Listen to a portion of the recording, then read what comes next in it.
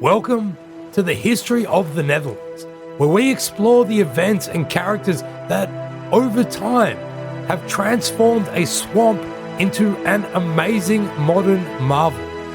Episode 43, The Pirate Den of Sluis. When the Treaty of Montils-lez-Tours was signed on October 30th, 1489, peace was formally arranged between the French, the Habsburg ducal government under Albert of Saxony in the Low Countries, and the rebelling cities of Flanders. Despite this, Philip of Cleves and Albert of Saxony seem to have read the treaty in very different ways and could not agree with one another about what it actually meant. Also, Bruges and Ghent, still the two most powerful Flemish cities, were not quite ready to accept the peace either, meaning instead of a peace, the situation in Flanders could better be described as a stalemate. Albert of Saxony would try his best to fix the economy of Flanders, while Philip of Cleves, ensconced firmly within the town of Sluis, would do his best to wreck it, living every kid's dream and becoming a pirate.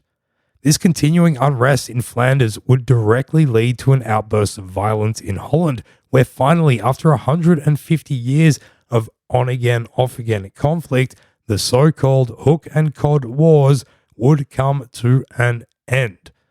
Welcome back to History of the Netherlands. Yes, we are back. Yay! If you have been waiting patiently for this new episode, then we thank you wholeheartedly. We were recharging and re-energizing ourselves after a pretty long couple of years, and we are now ready for a full frontal foray into the flurry of philosophical fluctuations, fragmentary factionalism, frivolous fear-mongering, and fearsome fury, which will frequently feature in the forthcoming 1500s. To begin this episode, we first want to take a look at some of the reforms introduced by Albert of Saxony, aka Albert Animosus, in his attempts to re-establish order within Flanders. Albert proved himself to be a more politically and militarily capable regent of Flanders than Maximilian had been. Perhaps this is because he did not carry the weight of expectation nor hubris that Maximilian had. A few changes which he introduced almost as soon as becoming regent showed that he had a more adept understanding of socio-political complexities that were involved in ruling the Low Countries. More anyway than the Habsburg prince had had. Foremost of these was that he attempted to create a body of advisors from within the States General, telling the respective territories to send deputies his way to serve on the board. It is unclear whether this advisory board ever functioned at full strength, considering the respective estates had to foot the bill to send their own representatives, but the intent was definitely there. When he wrote to the bailiff of Hanau requesting deputies be sent from that province, he said that it was, quote, in order to provide daily with us for everything that might happen, for as long as our lord the king is absent, and to take notice of, aid, and conduct the affairs of the province, together with the deputies of the other provinces, end quote. In other correspondence, he said that the reason for having an advisory board, which he claimed to be Maximilian's idea, but which sounds pretty un-Maximilian-like, was so that, quote, the estates will know and understand that we wish them to be informed of everything, end quote. This really cements the idea that the entire crisis that had erupted following the death of Charles the Bold had definitely served to enhance the reputation, the role, and the importance of the States General in a fashion that would become extremely important for the future direction of the Netherlands. The idea of having them send advisors displayed Albert's magnanimity towards them and was a definite change of tack from the days of the Duke just riding roughshod over them. When Holland failed to send deputies to him in May 1489, he gave them a good old telling off, but in doing so, he told them that he required the cooperation of the advisors from the different estates to make up for his own shortcomings in understanding the functional details of Low Country politics. He told them, quote, As you can well imagine, and seeing that we do not know the nature of these provinces, we cannot conduct by ourselves, and we have never desired nor do so now to conduct the said affairs other than by your advice and judgment." End quote. Among the affairs that he had to bring resolution to, the issues of Flemish insurrection and French aggression were foremost on his list. In a long-term sense, however, the most pressing problem was the economic devastation wrought by the decades of war and revolt, but also by Maximilian's manipulation of the currency in circulation in Flanders. You may recall from episode 41, he had raised the seigneurial tax on silver after it had been kept stable for over half a century up until then. Maximilian had done this without consulting the States General after they had refused to pay him an aid to help fund his military expenditures. By putting more base metal into each coin that was minted, less silver was used in their production and could thus handily go into the ducal coffers, basically skimming it off the top. This had been done in the past by Philip the Good and Charles the Bold, but never to such a dramatic extent as under Maximilian. In his essay, titled "Debasement of the Coinage and its Effects on Exchange Rates and the Economy in England in the 1540s and in the Burgundian Habsburg Netherlands in the 1480s, which, as you can tell by its catchy title, conducts a meticulous post-mortem into the manners and minutiae of the maelstrom of monetary mayhem in the Middle Ages, historian Peter Spufford goes into this in much greater detail than we ever could. But basically, whereas Philip the Good and Charles the Bold would respectively make about 240 and 500 Flemish pounds groat per year by doing this, in 1488 alone, Maximilian raised 19,000 pounds groat from his mints by the debasement of the coins. This led to grave inflation, with Flemish coins losing 66% of their value compared to Rhenish florins in the space of just over 20 years, with most of that happening in the latter years of the 1480s. In addition, there were skyrocketing food prices. The price of wheat doubled between 1487 and 1489, and the price of rye tripled in the same period. To add to the economic entanglement was the fact that Ghent was still minting its own coins, koppenhols. Albert recognized that all of this caused, quote, "greater damage than the war," end quote. On December 14th, 1489, a monetary ordinance was passed which was intended to remedy this situation. In contrast to Maximilian, Albert of Saxony and his close ally Engelbert II, the Count of Nassau, produced this after months of negotiations with the States General, and the resulting agreement was very much in favor of the nobility and the clergy. Big surprise. Instead of gradually combating inflation, the ordinance basically tried to wind the clock back to the last years of Philip the Good's reign and made all the old coins which had been made during the debasement years worth 1/3 the value that they had previously been.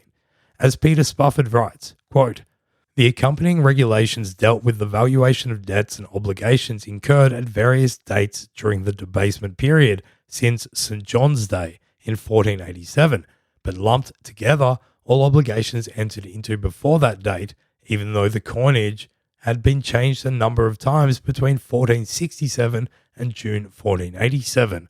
The rates given were lopsidedly and decisively in favour of creditors and those who were in receipt of sums fixed in money of account. An annuity of £10 groat, which could have been met by payments of 40 Andries gulden early in 1487 and by payments of only 20 gulden in that second half of 1489, was now reckoned to need payments of 60 gulden." End quote. So, great. Just before Christmas in 1489, those debts you needed to pay off suddenly became 3 times bigger than you had expected. As 16th century Flemish historian Emmanuel van Meteren wrote of this, quote, "No sooner was the rumour of the intended alteration of the coin spread abroad than the unwonted sight was seen of debtors hurrying to their creditors with bags of money, insisting upon being allowed to pay their debts immediately, while the creditors carefully concealed themselves from the sight of their debtors to avoid their offers of payment. End quote. Although this is delightful to read about, it must have been less delightful to live through. The following years would be filled with legal disputes between debtors and creditors as they tried to figure all of this out, and the States General would continue fiddling with the currency until 1496, when a stable coinage would finally be reached. This intervening period of uncertainty, however, led to the bankruptcy not only of many individuals, but also of entire towns, such as Amsterdam, Dordrecht, Leiden, Haarlem, Leuven, Diest, Leer, Brussels, Den Bosch, Bruges, Ninove, Hulst, Ath, and Sint-Truiden. So, yeah, it wasn't just Flanders. Things weren't great all over the place. Another problem facing Albert of Saxony was the issue of what to do about Philip of Cleves. As you will recall from the end of the last episode, Philip of Cleves had been forced to get out of Brabant as the tides of war turned against him, and he holed himself up within the walls of Sluis. Although he had formally agreed to the peace of Montils-lez-Tours, which had brought an end to the Flemish revolt, Philip remained in close contact with Jan van Coppenhol in Ghent, as well as with the city of Bruges. Both of these towns had also agreed to the peace, though had not yet formally submitted to the ducal government. On the day upon which the monetary ordinance was announced, Philip of Cleves paid a personal visit to Bruges, and the next day he went to Ghent. Given that he was pretty much controlling the seas around Zeeland with his navy and his base at Sluis, the merchants of Bruges especially were somewhat at his mercy to ensure their trade would be able to continue. At the end of January 1490, Bruges opened its gates to Engelbert van Nassau and submitted to him on behalf of Albert of Saxony, while Damme, located between Bruges and Sluis, submitted to Albert of Saxony in person. Ghent, on the other hand, just stubbornly refused their entry. In the spring of 1490, ambassadors representing Albert of Saxony appeared at Sluis to speak with Philip of Cleves and to bring into effect the terms of the Peace of Montils-lez-Tours. Despite having agreed to the peace treaty, however, Philip of Cleves was not going to just humbly lay down his arms to the German armies. He had not been defeated militarily, and situated as he was behind the thick walls of Sluis and in total control of the naval arena, he was basically untouchable. Molyneux outlines the details of this meeting, though he gets the chronology wrong, placing it in 1491 rather than correctly in 1490. Albert of Saxony made two key demands of Philip. The first was that the city council of Sluis be replaced with people more amenable to the ducal administration, to which he agreed. The second demand was that Philip should hand over control of the city and its castles to Albert of Saxony. If they had been hoping for a simple, righto, here you go, they were very sorely mistaken. Molyneux writes that Philip of Cleves began his response with, quote, "I am very dumbfounded by the words that are being dictated to me at present," end quote. He then went on to tell the ambassadors that he had been sent word from Charles VIII, the King of France, that he and Engelbert of Nassau had agreed that Sluis was to remain under Philip's control, quote, "until the arrival of the two kings," end quote, meaning Maximilian and Charles VIII. After this, he launched into a lengthy rant, explaining once again the sequence of events which had led to his swapping places with Maximilian inside Bruges and swearing to defend the peace against anyone who broke it. Philip of Cleves had stuck by all of his oaths, whereas Maximilian had proven that he could not be trusted to stick by any promises he had made. As George W. Bush once most coherently said, "Fool me once, shame on you. Fool me can't get fooled again," end quote. Philip of Cleves argued that instead of being punished for his actions, he should actually be getting rewarded by Maximilian for everything he had done, which is extremely ballsy. it is pretty clear that Philip of Cleves' intractable sense of honour was going to remain a rather large spanner in the ducal cog. In his biography of Cleves, A. de Fouw humorously points out that at the end of these discussions, Philip tried to demonstrate his good intentions to the Duke of Saxony by giving him a living lion. Sorry, I'm not going to just surrender and obey, but here you go, have a lion. A couple of weeks after these failed talks, another embassy was sent to Philip of Cleves, this time from the leading citizens of Bruges.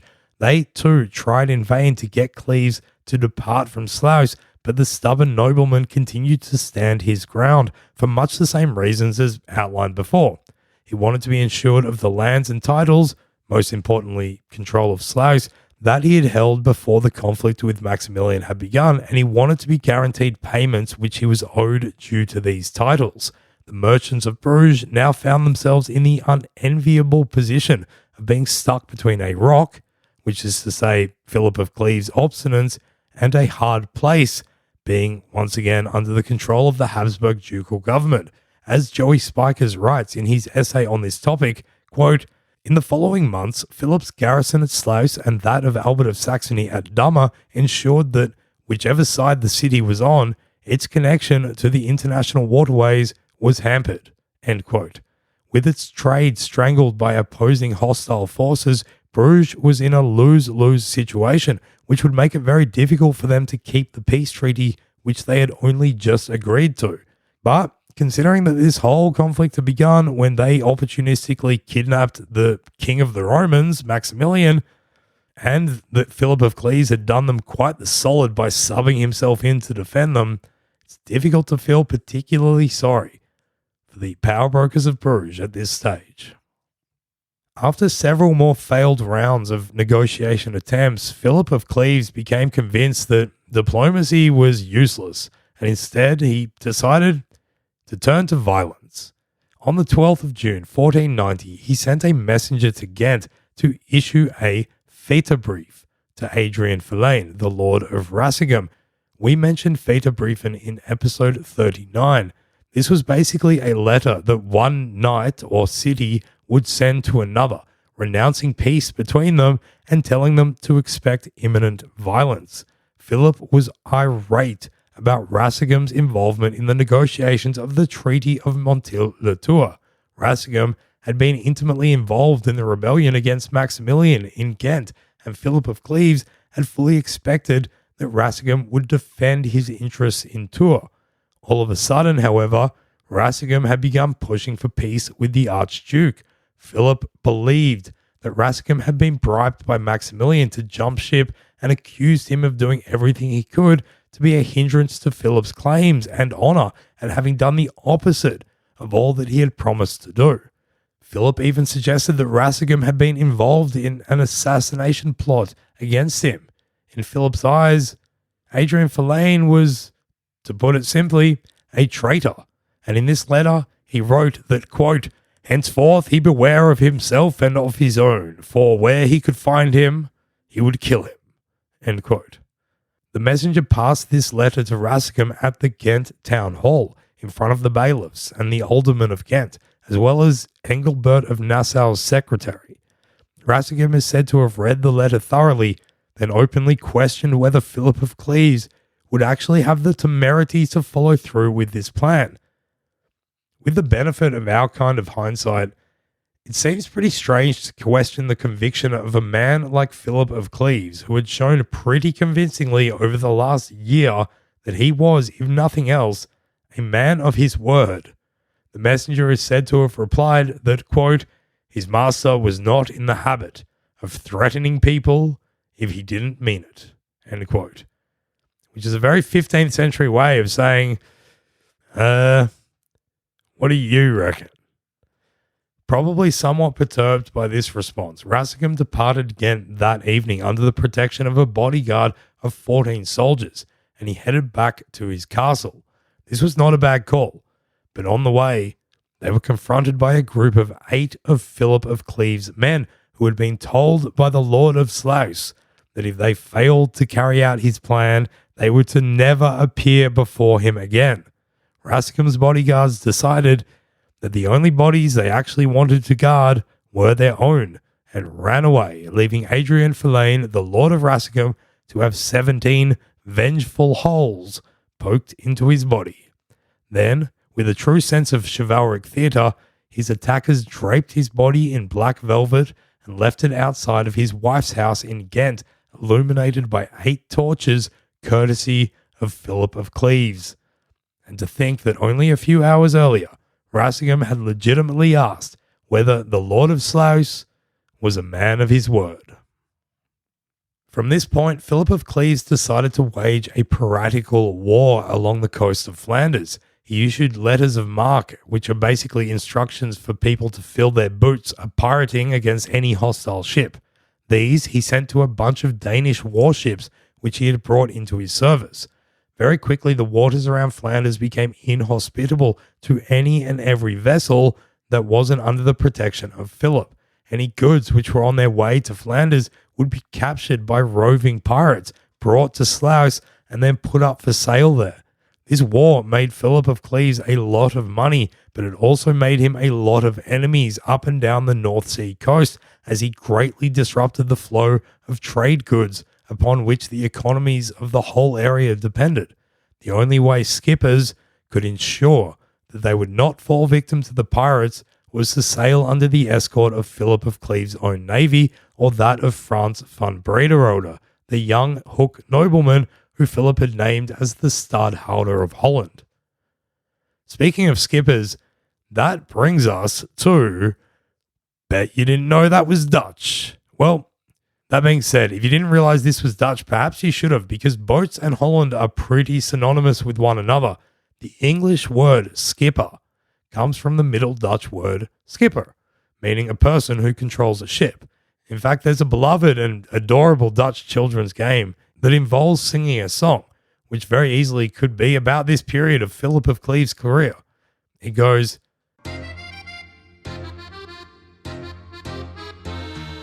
Schipper, mag ik overvaren, ja of nee? Moet ik dan een cent betalen, ja of nee? Schipper, mag ik overvaren, ja of nee? Moet ik dan een cent betalen, ja of nee? which basically means, Skipper, can I sail over, yes or no? Do I have to pay a cent, yes or no? Yes, that's right. No big surprise. Dutch children games involve negotiating tolls, which should tell you a lot about low country culture. So there you go. Skipper, bet you didn't know that was Dutch. And I bet you didn't know we are going to leave Philip of Cleves there for the moment, safely sequestered in his Pirate Den of Sluis. It is to the fortunes of the young Frans van Brederode that we will turn next after we sail across the horizon of this upcoming ad break.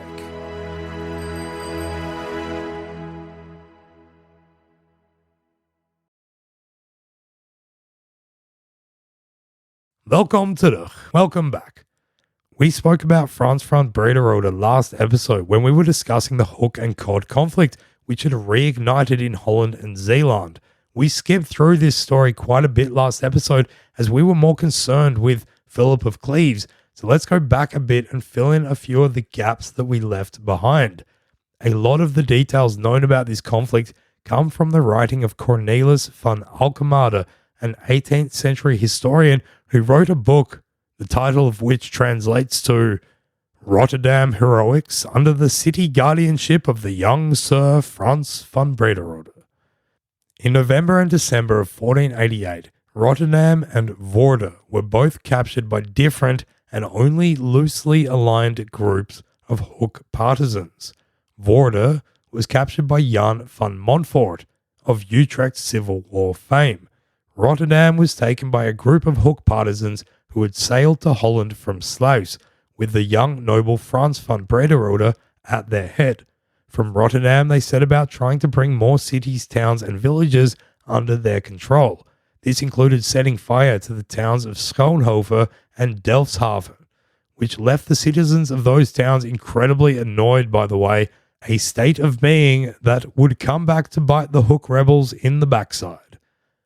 Other leaders in this uprising were Brederode's brother and his cousin, as well as a man called Jan van Naaldwijk. In late March 1489, they set off to capture the town of Geertruidenberg, with a fleet of 17 ships and a force of around 800 men. According to Van Alkmaar, they stole up towards the gates of the water-encircled town and, led by Naaldwijk, stormed the gate with axes and with the masts of their ship, which they used as battering rams. They had support from people within the walls and, with their help, managed to break into the city and push their way up into the center of town. So now, Geertruidenberg was also under Hook control. 2 weeks later, the Hook army set out from this new stronghold and they stormed into the area to the south towards Breda. Along the way, they marauded through the countryside, ravaging farms and villages. The Drost, or the bailiff of Breda, did his best to counter this aggression, managing to capture some of the culprits, whereupon they were taken into Breda and beheaded. According to Van Alkmaar, there was a strong possibility of a treaty between the Hooks and the ducal government of the region, but this disintegrated as word arrived that Albert of Saxony was on his way to give the attackers a good old-fashioned spanking, with Geertruidenberg the first city on his Hook hit list. It is difficult to say whether this bit is true, but by the end of April, they had given up on holding Geertruidenberg and headed back to Rotterdam. By June 1489, Jan van Egmond III, the Maximilian-appointed stadhouder of Holland, had encircled Rotterdam and laid siege to it. It was not long before the city faced serious food supply issues and subsequent starvation. Brederode, who I probably don't need to remind you was Philip of Cleves appointed stadhouder of Holland, responded in Rotterdam by calling the town's citizenry together in a call to arms of sorts. They would all need to participate in going out and obtaining provisions. On the 3rd of June, a fleet of around 40 ships was assembled under the leadership of Jan van Naaldwijk and departed Rotterdam, managing to evade the blockade. They sailed eastward up one of the great branches of the River Maas and soon turned onto another river called the Lek.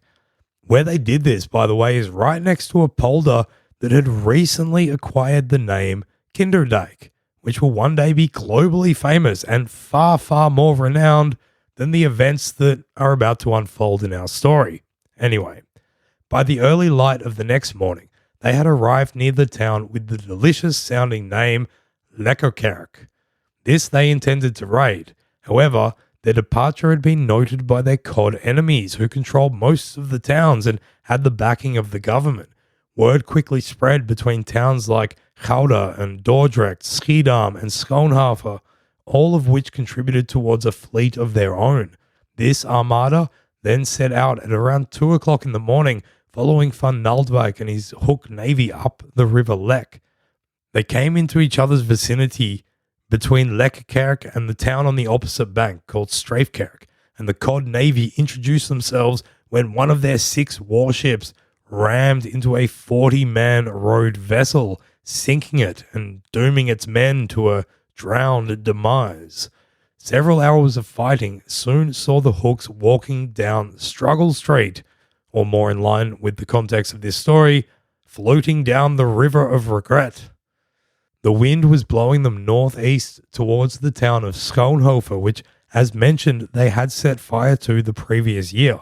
The Schoonhoveners had not forgotten this, and they came screaming out of their town to attack the Hooks from behind. Encircled, exhausted, and having lost several hundred of their number, Naaldwijk and his Hook navy were defeated.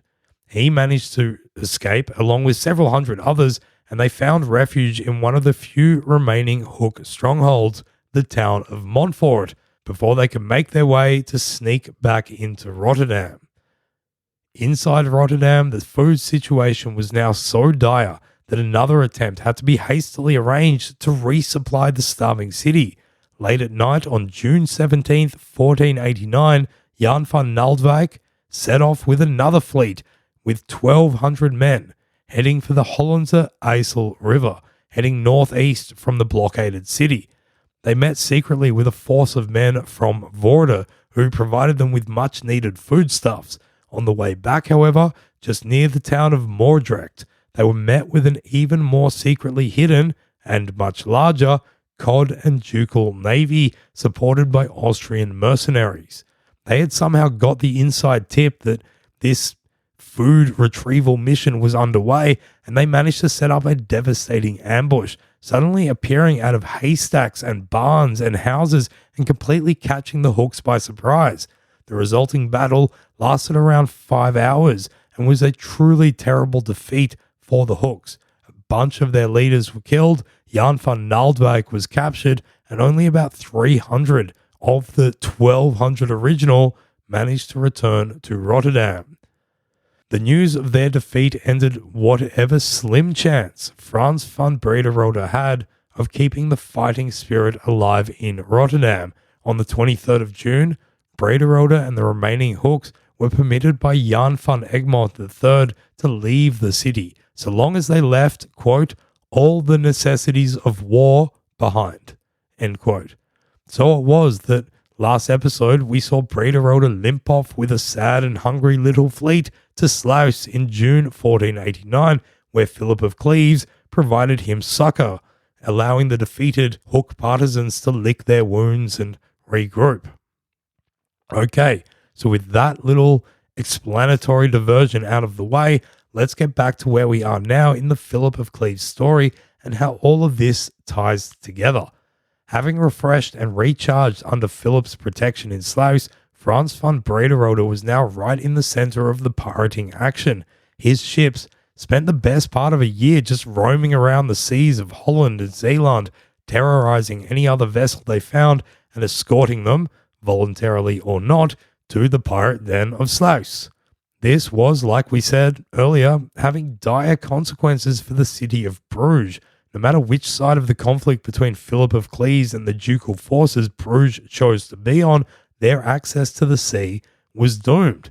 If they sided with the ducal forces, Philip's pirate navy would blockade the waterways. If they sided with Philip, Engelbert of Nassau and his powerful armies were in Damme.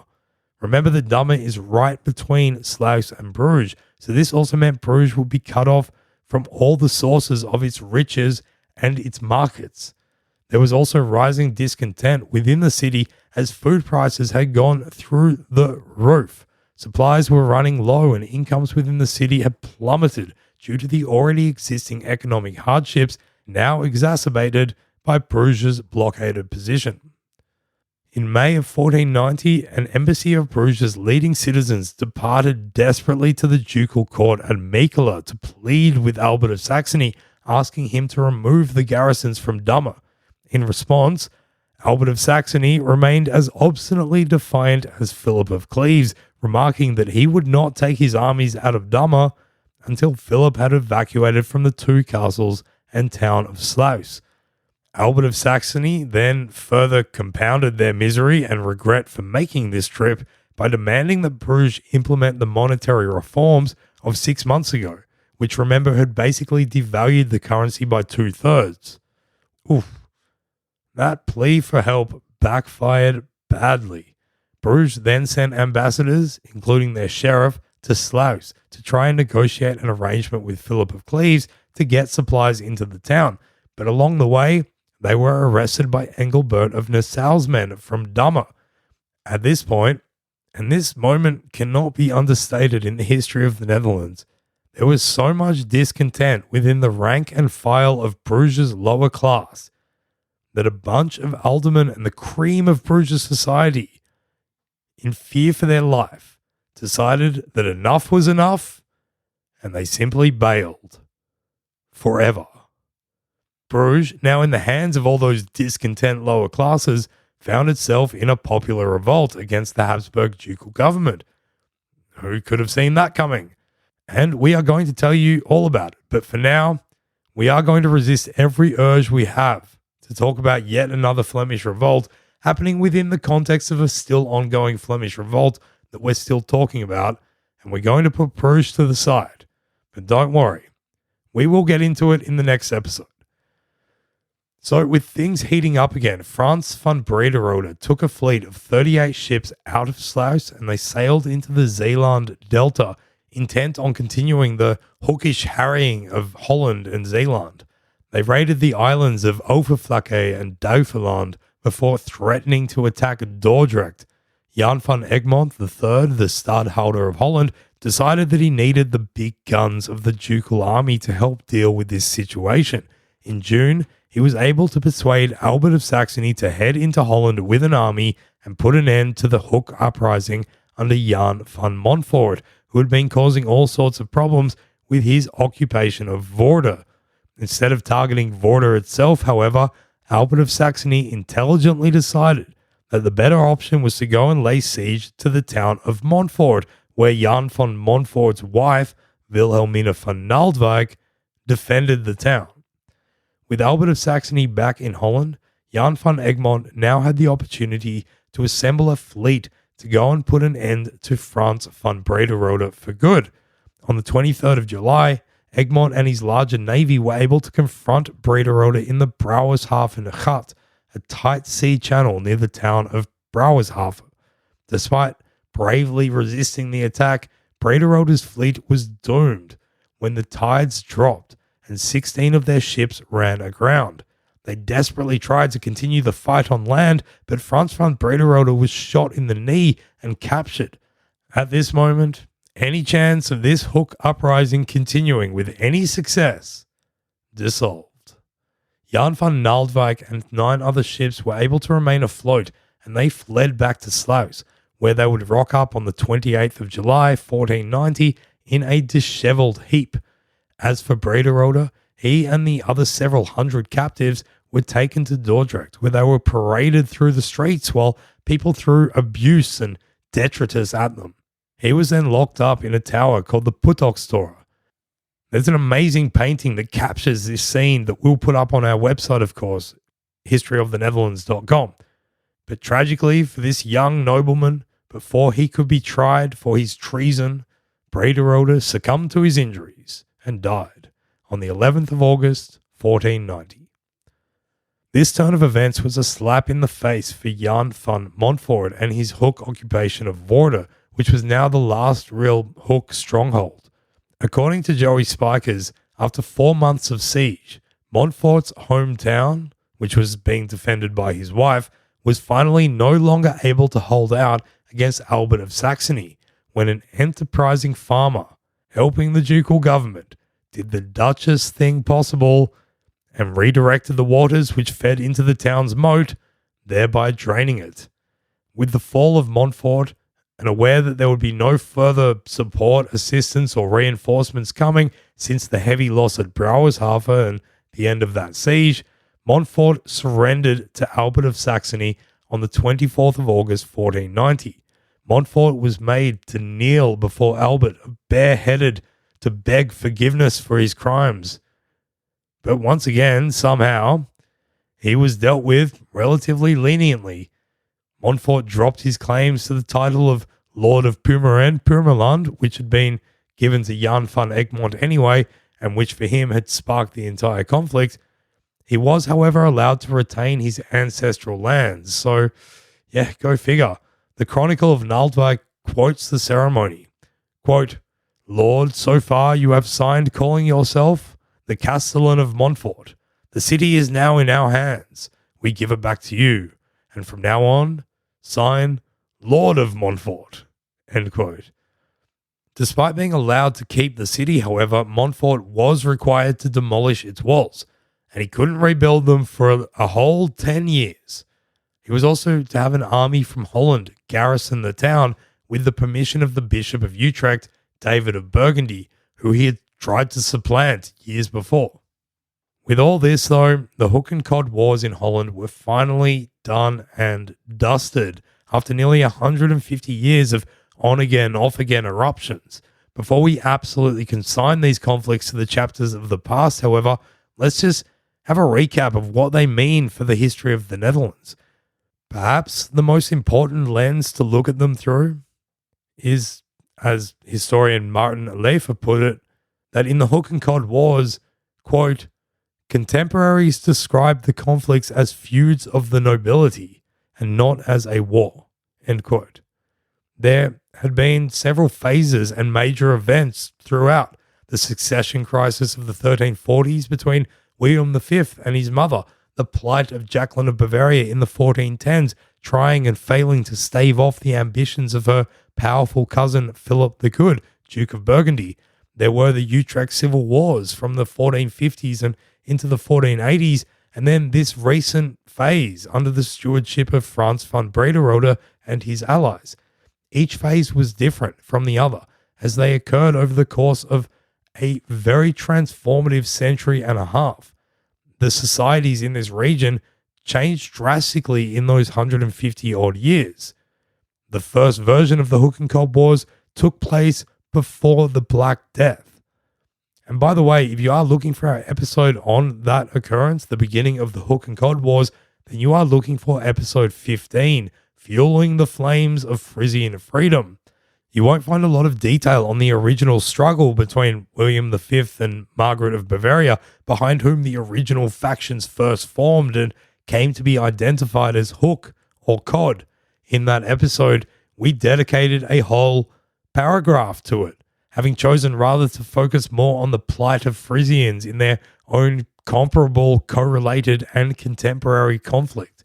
However, without wanting to be too braggadocious, it is pleasing to look back at what we said back then about the upcoming Hook and Cod Wars before we started to bring them into our narrative. Yes, I am going to quote myself.